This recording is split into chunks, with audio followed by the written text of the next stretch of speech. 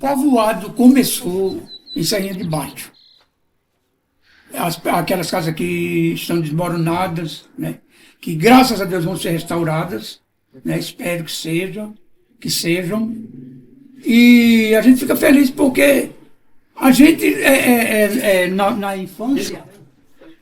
na infância a gente era muito curioso, como eu pelo menos eu sou até hoje. Então eu queria saber tudo. Se eu moro numa cidade, porque eu não conheci como era a minha cidade, como começou, né? Eu fui do tempo em que Juripiranga era vila, distrito de Pilar, com muita honra. E posso dizer que vi Juripiranga, não vi nascer, mas vi crescer. Juripiranga, que era antigamente denominada de Serrinha, ela foi criada a partir de 1777, quando a família Nunes Machado chegou na região, e então eles viram que era um bom lugar para se assentarem. Os índios que viviam aqui na região eram pessoas calmas, tranquilas, já tinham contato bastante com os chamados homens brancos, né? E não houve nenhum tipo de problema. E por que Serrinha de Baixo, Serrinha de Cima? É interessante saber isso. Quando começou o povoado, aqui era só mato, segundo diz a história. Então não tinha construção nenhuma. Depois é que, ao formar o povoado, aí quiseram construir algumas casas aqui, como uma das primeiras casas é a prefeitura, a família Ferreira, a primeira família a ser instalada em Serrinha de Cima, a família Ferreira, né? E Serrinha de Cima e Serrinha de Baixo, por causa da divisão de um riacho, onde também é chamada Serrinha de Cima, de Baixo, porque ela tem uma pequena ladeira, né? Um pequeno monte. E Serrinha de Cima também, né? Então aí separou, o riacho separou. Inclusive é interessante essa parte de Serrinha de Cima e Serrinha de Baixo. Hoje não, hoje é uma união só, Serrinha de Cima e Serrinha de Baixo. Mas na minha época de adolescente, até jovem, existia uma desunião. O povo de Serrinha de Baixo se exaltava muito por ter tudo começado lá e não se dava bem com o pessoal de Serrinha de Cima. Quando vinham para a festa, é como se fosse uma separação. Hoje não, hoje é uma união, graças a Deus, né? Isso acabou, essa história acabou. As famílias tradicionais daqui, a primeira a de Nunes Machado, que chegou, foi o primeiro a chegar. Aí depois vieram a família Souza, que é justamente do criador da festa de São Sebastião, né? João Francisco de Souza, que casou-se com uma família Marinho e deu a tradicional família Marinho de Souza, que vive até hoje aqui no nosso município. Também vieram a família Maroja. Olha, eu me recordo muito, eu saí daqui com 6 anos de idade, mas nunca deixei de frequentar Juripiranga. Sempre estava aqui presente, porque minha avó continuou morando aqui, minha família continuou morando aqui, minha avó veio falecer em 85. Então tinha algumas famílias aqui tradicionais na época. Tinha a família Marinho, que era de Zé Edgar Marinho, Zé de Edgar, Antônio de Edgar, que era uma família também tradicional daqui. Tinha a família Borba, seu Mauro Borba, aqui no Freitas, também foi até vereador, seu Mauro foi vereador. Tinha Baiaco, era Antônio Luiz da Silva. Baiaco também era uma das famílias tradicionais. Tinha os Machado também. Tinha lá de Serrinha de Baixo, tem algumas famílias que eu também não me recordo de todos. Tinha os Salvino. São todas pessoas que muitas ainda permanecem aqui também. E eram famílias que realmente tocavam aqui o comércio. O Salvino tinha Tinha começo na época, tinha Antônio Salvino, João Salvino, Severina Salvino, que por sinal foi prefeita aqui de Juripiranga também. Então, eram essas famílias que tinham base aqui em Juripiranga. E os Guedes, né? O Guedes Monteiro, que era justamente o meu avô. E Maroja, na realidade, veio da minha avó. Maroja é da minha avó. Foi adotado pelo meu pai, pelo meu tio, tudinho, mas Maroja, na realidade, foi da minha avó. Outra família tradicional aqui, nós temos a família de Machado de Andrade, porque tem a Nunes Machado e a Machado de Andrade, que são duas famílias distintas. Então foram essas que fundaram a cidade, né? E a família Ferreira, que inclusive, infelizmente, um amigo nosso pegou essa fotografia e deu fim, que é a de um deputado. Juripe Serrinha teve um deputado, Manuel Ferreira de Andrade, que era proprietário da casa onde hoje funciona a prefeitura, e lá eles viveram até os anos 70, aliás, final dos anos 60, quando Dona Mocinha, a última sobrevivente da família aqui, já bem velhinha, foi morar em Itabaiana junto com os demais familiares dela, e lá veio a falecer. Nós tivemos a primeira, quando foi emancipada, em 22 de dezembro de 1961, foi emancipada, como eu falei também, que muitas pessoas acham que foi seu Caio quem emancipou, não foi. Ele preparou toda a documentação, só que o senhor era aquela pessoa muito acomodada, ficava se acomodar no canto aí. Se não tivesse acontecido isso, talvez Juripiranga ainda fosse distrito. Aqui foi uma questão pessoal de Theonas da Cunha Cavalcante. Ele foi eleito vereador na década de 59, 58 para 59, ele foi eleito vereador. E ele, como vereador, foi quem conseguiu fazer a emancipação política daqui. O governador do estado era Pedro Moreno Gondim, popularmente conhecido Pedro Gondim. Aí ele conseguiu fazer a emancipação. Quando houve a emancipação política aqui, as pessoas que faziam política aqui em Juripiranga ficou para explodir, porque não queria que Juripiranga passasse a cidade, porque Theona era quem ia mandar. Theona era quem ia mandar. E o povo que não queria isso era o povo de Caio Correia. Não queria de jeito nenhum. Aí Theona eleito vereador, aí ele conseguiu passar Juripiranga a cidade. Aí saiu no Diário Oficial, tem aqui o Diário Oficial, viu, gente? E no dia 22 de dezembro de 61, para vitória da gente, Juripiranga passou a ser cidade. E aí ele ficou como prefeito interino até o mês de outubro, até o mês de novembro, né? Outubro foi a eleição, em 4 de novembro de 62, ele tomou posse.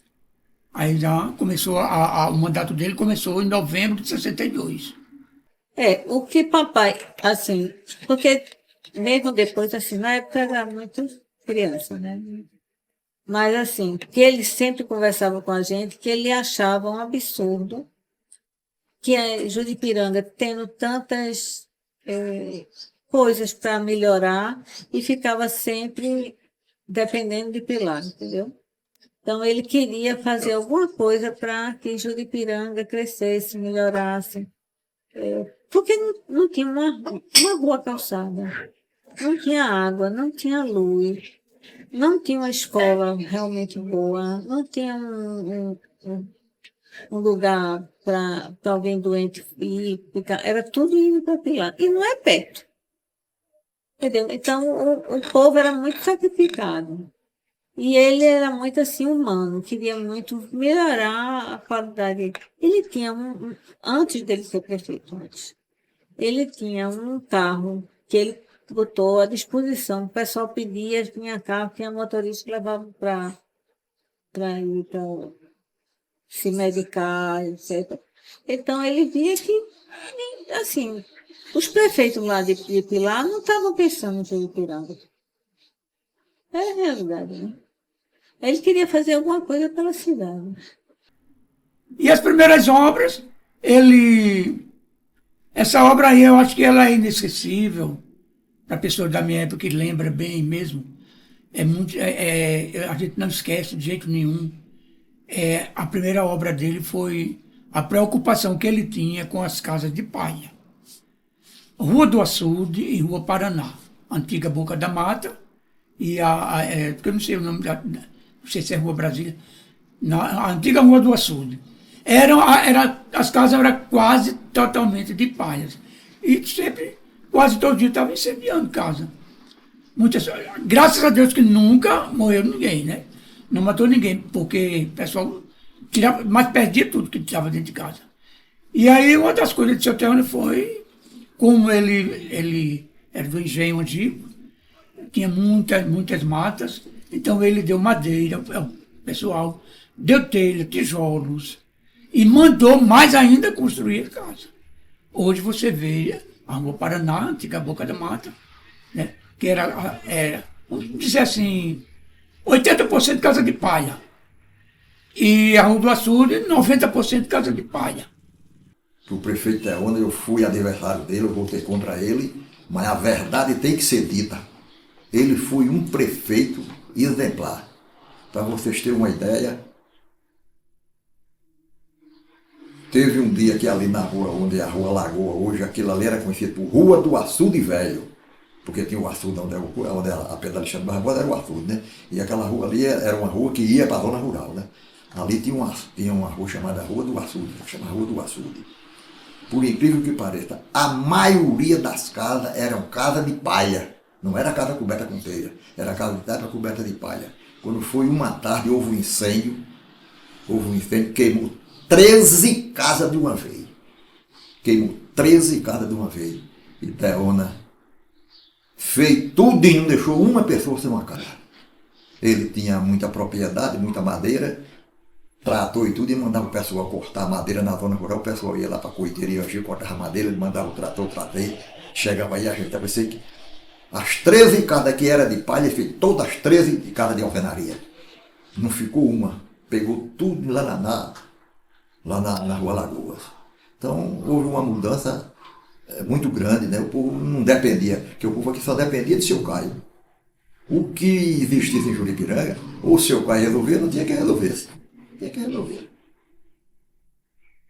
Então foi uma coisa que eu acho que, dentre todos os prefeitos que por aqui já passaram, eu acho que o seu Teônio, ele, somente com essa obra, ele mostrou a pessoa que ele era.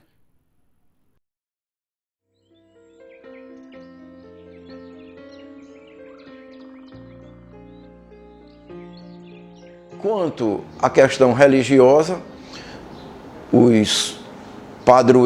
a padroeira e o copadroeiro São Sebastião foram criados por duas famílias tradicionais, a família Ferreira de Andrade, que ao ter uma filha com problemas sérios de saúde, eles fizeram a promessa para doar uma imagem grande, porque a padroeira daqui era Nossa Senhora da Soledade, e tinha uma pequena imagem que hoje não existe mais na nossa igreja.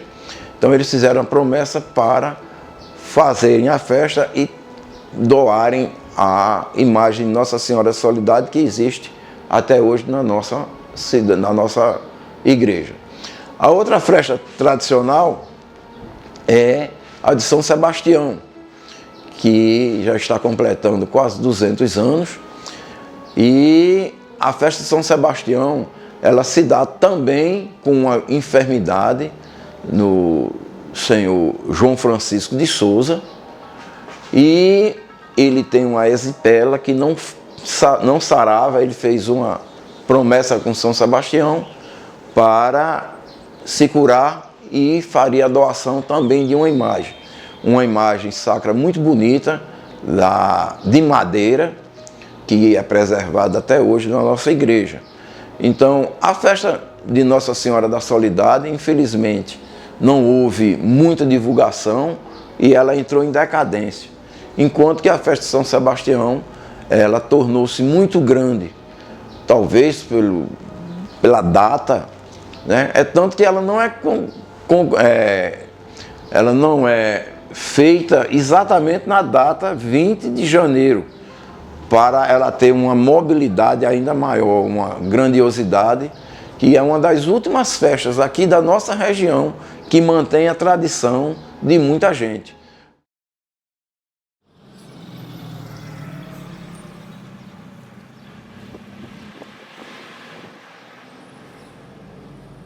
E aqui, por ser um lugar central, muitas pessoas vindo do Recife para Campina Grande, de Campina Grande para o Recife, passavam por aqui e relatavam que aqui era tido como Paraíso dos Homens. E por que esse apelido de Paraíso dos Homens? No qual a gente já escutou vários relatos, porque o emprego que tinha para os homens aqui era no período da safra. E depois que parava esse período, os homens ficavam sem fazer nada em suas casas. Então, as mulheres, quando as pessoas passavam aqui, viam as mulheres fazendo o quê? Trança, chapéu de palha. Por isso a nossa cidade é conhecida também pela cidade do chapéu de palha. Porque quando esse pessoal passava em viagem por aqui, viam essas mulheres fazendo trança, fazendo chapéu de palha, enquanto os homens não estavam bebendo, estavam em casa, sentados nas calçadas, sem fazer nada. Mas não era todo, né? Acho que tinha um grupo que tem em toda a cidade, né? Mas gerou esse apelido aí e gerava muita confusão, viu?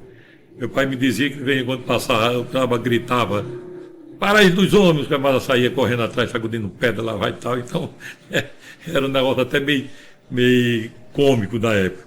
Mas depois foi se acabando, logicamente, Juripiranga é uma cidade totalmente transformada. Na realidade, isso foi uma forma pejorativa de quererem assim, queimar a imagem do artesanato das mulheres, entendeu? Porque as mulheres começaram a se empolgar em trabalhar, em fazer o artesanato, que era muito vendido, tanto o chapéu como as bolsas, como aquela coisa toda, porque os homens, na realidade, trabalhavam, não tinha esse negócio de ficar esperando o dinheiro das mulheres, não. Porque tinha, a usina existia, a usina existe há muito tempo, não é dizer que agora que existe, não, há muito tempo. E trabalhavam na usina, trabalhavam no campo. O papai aqui tinha abacaxi, que mandavam para a Argentina, para França, para os Estados Unidos, e tinha um monte de gente que trabalhava na exportação de abacaxi, e em outros cantos, entendeu? E essa região inteira aqui movia muito algodão, muito. Essa região aqui, de Itabaiana para cima, a mola financeira era o algodão. E em 83 começou o bicudo, né, o problema do bicudo, onde começou a gravar. Mas Juripiranga aqui, no início do século passado, tinha o quê? Tinha indústrias aqui que descaroçavam, tirava a lã do algodão. Tirava o caroço e tirava a lã do algodão. Tinha mais de uma indústria aqui. Em Itabaiana também tinha. E vários lugares. Campina Grande tinha grandes indústrias, lá tinha a Sambra, Limoeiro, quer dizer, é uma cultura que movimentava muito mesmo essa região, e acabou. Bom, a cultura de chapéu de palha aqui em Juripiranga, a qual, através dela, traz um apelido da nossa cidade que não era bem vista, né, que é o Paraíso dos Homens, e há uma falta de conhecimento da comunidade, não só de Juripiranga, mas das cidades vizinhas, quando colocaram esse apelido na nossa cidade como um apelido pejorativo, mas isso se dava devido às mulheres trabalharem muito com o artesanato da palha. E essa palha, ela não era cultivada aqui na região, sempre veio do Alto Sertão da Paraíba e do Rio Grande do Norte. Isso foi uma forma pejorativa de alguém querer queimar a imagem do artesanato lá na cidade de Juripiranga. Não existia isso. E os homens não eram preguiçosos, não. Aí quando os homens passavam, dizia que a gente tava pisando tempero. Porque a gente tem que bater o chapéu, aí a forma faz barulho, né? No pedaço de pau. Aí dizia que a gente tava batendo tempero. Mas não era chapéu, se a gente batia. Hoje ninguém bate não, mas não. Porque antigamente fazia serão, aí fazia a noite todinha. Hoje ninguém quer fazer mais. Hoje, sempre eu digo aqui, antigamente a gente era pobre, porque a gente não tinha como sobreviver. Hoje todo mundo tem. Bolsa Família, muita gente não está por causa da Bolsa Família. Hoje tem Bolsa Família, hoje você faz se você quiser. Você não é obrigado. Naquela época a gente era obrigada, né? A gente não tinha como sobreviver. A gente passava a noite fazendo serão, comendo batata com cambimba. E a vez comia batata pura, não era, Neta? Era, porque não tinha como a gente sobreviver. Como era que a gente ia sobreviver que não tinha um trabalho? Trabalhava, fazia um chapéu dois, vendia e ia comprar uma quadra de farinha para comer. Naquela época era quarta Farinha. de café, quarta de açúcar. A gente saía para comprar. E não tinha esse negócio de fuba, não tinha não. Não. Batata, quem tinha roçada, a gente não tinha que comer farinha pissadinha. E fazia a trança, vendia para comprar. A noite todinha a gente fazendo a noite. Era muito difícil antigamente. Então, Serrinha, ou depois Juripiranga, ela era uma região agrícola, né, de agricultura branca, onde na antessafra não tinha muitos trabalhos. Então os homens não tinham muito o que fazer. Alguns se submetiam a aprender a fazer trança e aí as mulheres costuravam o chapéu de palha. Mas isso era muito escondido, porque a tarefa do artesanato era uma coisa para a mulher, não era para os homens. Então poucos se arriscavam a fazer. E muitos deles era quando as mães, é o caso de alguns primos meus que tiveram que fazer antes de se deslocarem para o Rio de Janeiro, eles faziam escondido no quarto, nem na sala eles faziam a trança. Os primos dessa menina mesmo, ela fazia ele e a mulher. A mulher fazia na sala, sentada, e ele ia pro quarto, porque o povo tinha preconceito, dizia que quem fazia a trança era viado. Aí, com vergonha, ele fazia no quarto. Mas hoje em dia ninguém mais tem vergonha não, meus meninos mesmo, quando tá aqui, quando eu tô fazendo, ele chega, eles fazem, eles costuram. Faz vergonha mais não, antigamente fazia, mas agora não faz vergonha não, todo mundo faz. Isso é uma brincadeira, a gente faz, mas pra gente é uma brincadeira, né? Porque a gente não tem outro trabalho, a gente não tem como sobreviver. Aí a gente, o que resta pra gente só é esses pagamentos, essas tranças. Serrinha inteiro quase fazia isso. Era de uma mulher, sabe? A gente costurava e levava para a feira do Bacurau. Eu vinha chapéu de lá até cá. A feira de chapéu aqui era como a feira era no domingo, era na sexta-feira, chamada Feira do Bacurau. Aí começava na sexta-feira, a partir assim, das 2, 3 horas da tarde, e o sábado era o dia todo, ali onde hoje é a Praça do Jacaré. Em Juripiranga não tinha a Feira do Bacurau, era em Ibiranga. Então, no sábado, era amanhã, à tarde ainda, mas a Feira do Bacurau era chamada Feira do Bacurau, porque começava no sábado, aliás, na sexta-feira, como até aquela história do Bacurau. O Bacurau é uma ave que ele só voa à noite. Então, como a Feira do Chapéu era a noite todinha, então era chamada de Feira do Bacurau. E as mulheres era aquela coisa, como eu falei, Paraíso dos Homens por isso. As mulheres trabalhavam até alta hora da noite, até 1h, 2h30 da manhã, fazendo trança, outras fazendo chapéu, reunia, um ia para casa da outra e fazia aquele serão. Um marcava quantas braças de trança ia fazer, outro quanto chapéu vai costurar. E aí, enquanto isso, os homens dormindo bem bom, né? Aí por isso foi chamado do Paraíso dos Homens. E essa feira do chapéu foi tudo em homenagem, em homenagem à mulher. Aí pronto, depois que acabou, depois que reformaram a cidade, né? Porque de primeira a cidade não era cidade, era tipo um sítio. Aí agora ninguém quer, a gente fazia de noite a dia, né, Neto? Mas agora ninguém quer mais não. Tem mesmo muito pouco faz.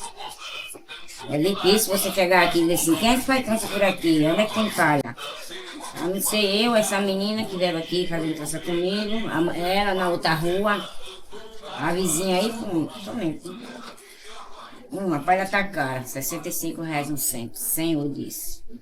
Aí muita gente acha difícil, né? Muita gente não tem dinheiro na hora para comprar. Serrinha, terra da gente, estou contente em falar de você.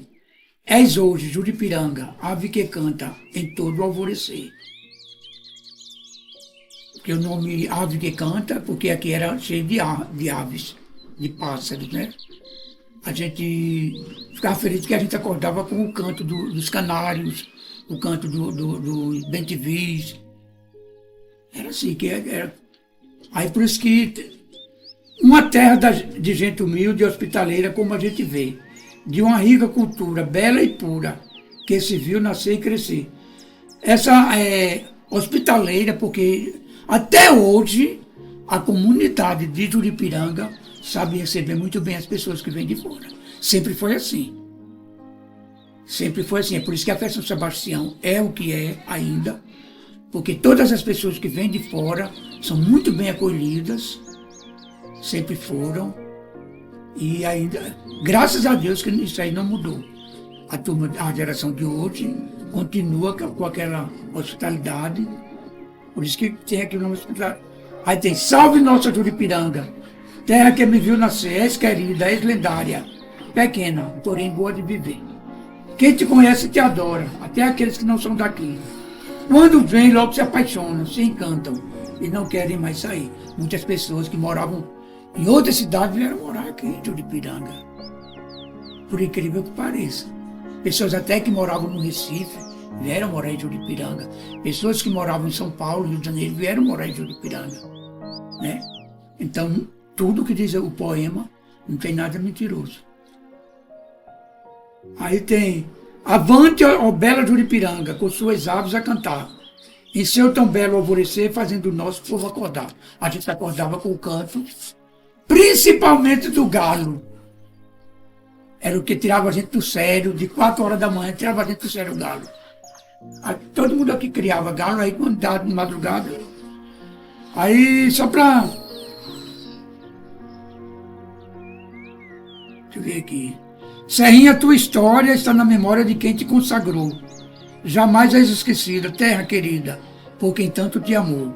Ó bela Juripiranga, ave ou pássaro, porém encantador. Tu és a nossa terra que em 2 serras a vila se formou.